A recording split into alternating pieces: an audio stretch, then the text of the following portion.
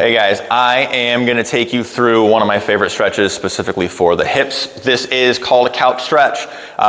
It's so named because it's super easy to do. All you need is an elevated surface like a couch or a chair or a bench to do it. This is gonna help with mobility through the quads and through your hip flexors. A lot of people feel tightness in what they think is their hips, but it could potentially also be coming from your quads, just because the hip flexors and the quads share a lot of attachment over top of the hip. So what I'm doing is I've got a yoga block on the floor. I would recommend putting something on the ground just to act as a shock absorber for the kneecap. If you've got a fairly hard gym floor or a wood floor, I wouldn't necessarily drop your knee straight on top of that. Yoga block works great, a folded up mat, an AirX pad if you're doing this at home, a couch cushion, a pillow, something like that, a blanket, just to give a little bit of shock absorption for the kneecap. But what I'm gonna do is my goal is basically get myself into like a Bulgarian split squat position. So if you are somebody who struggles with the Bulgarian split squat, this is a great exercise to kind of help with the back leg and being able to get a little bit lower.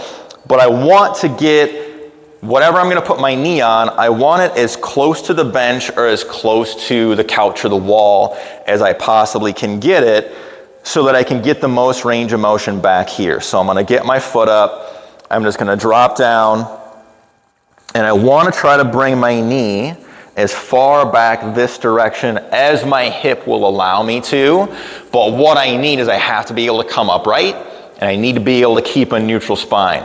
So if you're somebody who can put the foam roll or the block here rather, but you have to sit like this is too far back for you. So I would rather see you move the block, again, or whatever you're kneeling on, a little further forward so you can get into an upright position. Because if you can't extend this back hip, you're not gonna get any of the value of this stretch. We need to be able to move at the knee and at the hip as we do this.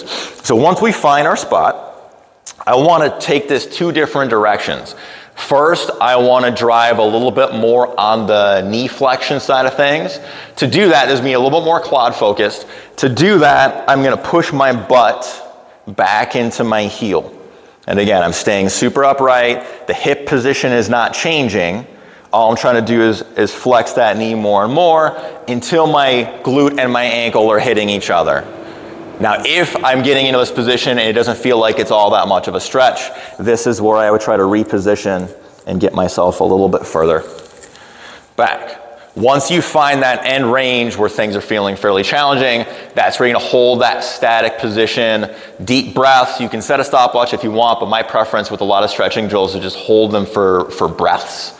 It could be 5, 10, 15 breaths, just enough to let the tone in the quads start to kind of back off a little bit. And then we can shift directions and we can add a little bit more towards the hip extension side of things, which is gonna hit combination of your hip flexors and your rectus femoris from the quads just a little bit more. So then, all I'm gonna do is instead of pushing back this way, again, I'm gonna try to stay fairly neutral through my spine, but now I'm just gonna start shifting this direction.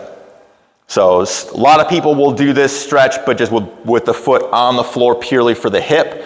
Because we do still have some knee flexion, you're still gonna feel some activity in the quads, but you should notice, as opposed to being back here where it should be almost exclusively quads, you should be feeling some contribution now from the hip by shifting this direction. But again, I'm staying upright. I'm trying to keep a neutral spine. So if I really push into this, I don't want this big bowling ball sized arch in my lower back. I just wanna stay neutral. So if I can get really far into it, you can see I actually brought my torso angle just a little bit forward to maintain that position.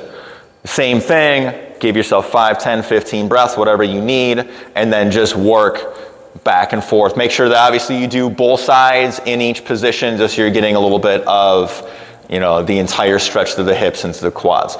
So give this a try. This is something, I know people say you shouldn't do a lot of static stretching before you train, but especially if your movements are impaired by your inability to get into positions, then I would absolutely stretch the muscles that are overly tight before you lift.